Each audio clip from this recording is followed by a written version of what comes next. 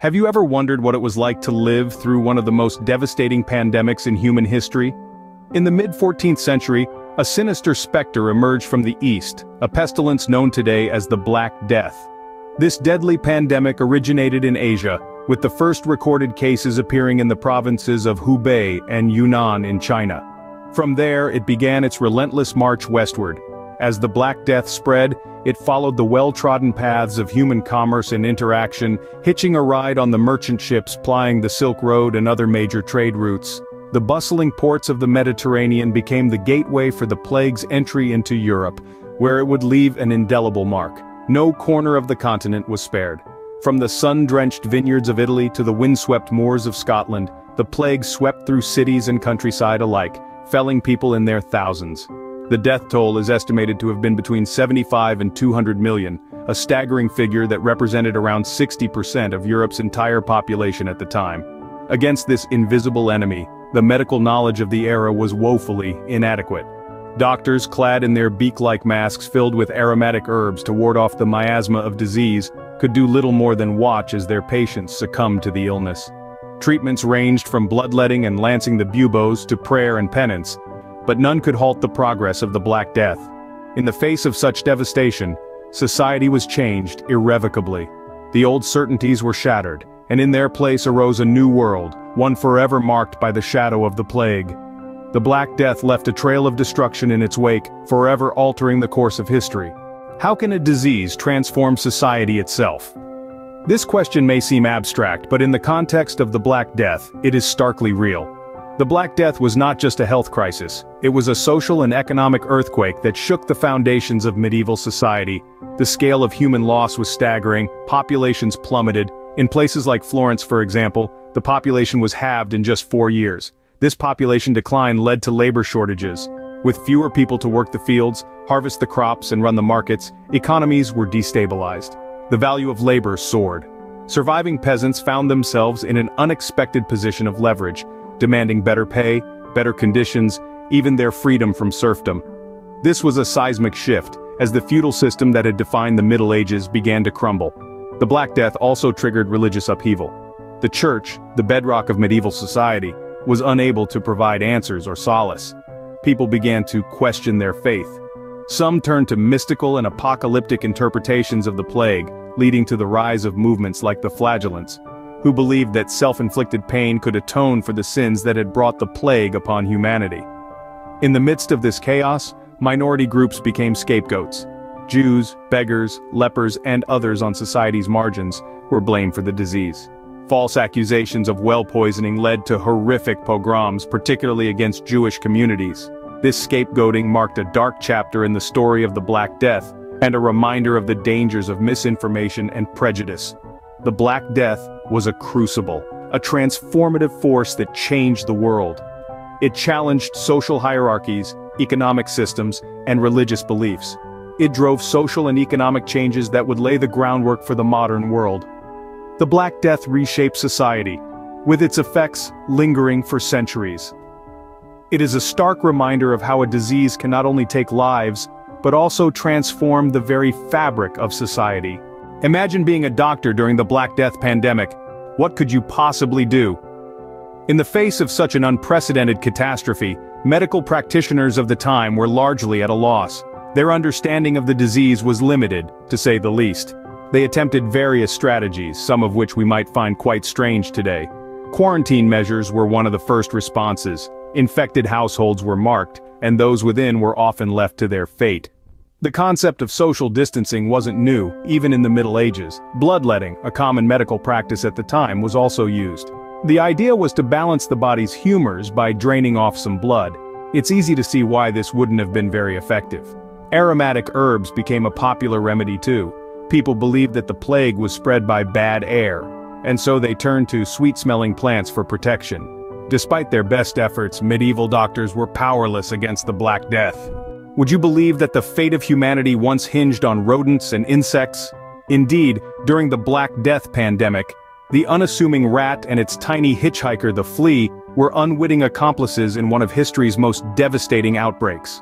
The black rat, a common sight in medieval Europe, became a vessel of doom, carrying the deadly bacterium Yersinia pestis. The real culprit, however, was not the rat itself, but the fleas it hosted. These fleas, infected with the bacteria, would bite a human host, passing on the deadly contagion. This grim relay race of disease from rat to flea to man contributed significantly to the rapid spread of the plague. As rats traveled from town to town, aboard ships or through trade routes, they brought with them their deadly passengers. The Black Death spread like wildfire, leaving destruction in its path, all thanks to the unsuspecting rat and flea. The humble rat and flea played a major role in one of the deadliest pandemics in history. How does a society in the grip of a deadly disease depict its fears and hopes? In the shadow of the Black Death, art took on a grim and yet profoundly meaningful role. Artists sought to capture the reality of their time, their works reflecting the societal attitudes towards death and mortality. One such representation was the Danse Macabre, or the Dance of Death. This artistic motif depicted skeletons leading individuals from all walks of life in a merry macabre dance to the grave. It served as a stark reminder of the great equalizer that death truly is, with no regard for status or wealth. Then there's the triumph of death, a theme that showcased the apocalyptic nature of the plague. Grim reapers rode across desolate landscapes, their scythes indiscriminately cutting down lives, illustrating the all-consuming power of the plague. These were not just works of art, but also historical records, offering us glimpses into a society transformed by a pandemic. Art served as a mirror to a society grappling with unprecedented death and destruction. What does it mean to survive the Black Death? This question brings us to an intriguing aspect of the pandemic: the survivors and those who were immune. In the face of such a devastating illness, there were individuals who defied the odds, who stood resilient amidst the chaos, their bodies warding off the plague. But why? How? Theories abound, some suggesting genetic resistance, others proposing exposure to smaller doses of the disease that spurred their immune system into action. Some even attribute survival to pure luck or chance. While definitive answers elude us, these theories sparked a profound interest in understanding disease resistance, a concept that was virtually non-existent before the Black Death.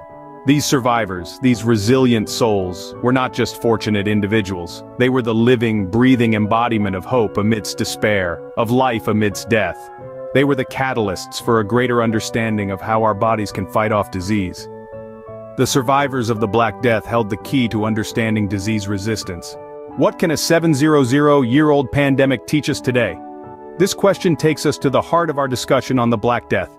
Even after 7 centuries, debates continue to simmer about the exact pathogen that caused this devastating plague. While Yersinia pestis, a bacterium carried by rats and fleas, remains the prime suspect, some scholars argue for an alternative pathogen, pointing to inconsistencies in the spread and symptoms of the disease. These debates are not merely academic. They challenge our understanding of the past and force us to reassess our approach to present and future pandemics. The Black Death serves as a stark reminder of the destructive potential of infectious diseases, driving home the importance of epidemiological vigilance and robust public health systems. One of the key lessons from the Black Death is the critical role of public health measures in controlling the spread of disease. Quarantine, for instance, has its roots in the 14th century, when the authorities in the Venetian-controlled port city of Ragusa isolated incoming ships for 40 days, a practice known as Quaranta Giorni. The Black Death also underscored the importance of sanitation in preventing disease outbreaks, leading to improvements in waste management and clean water supply in the centuries that followed.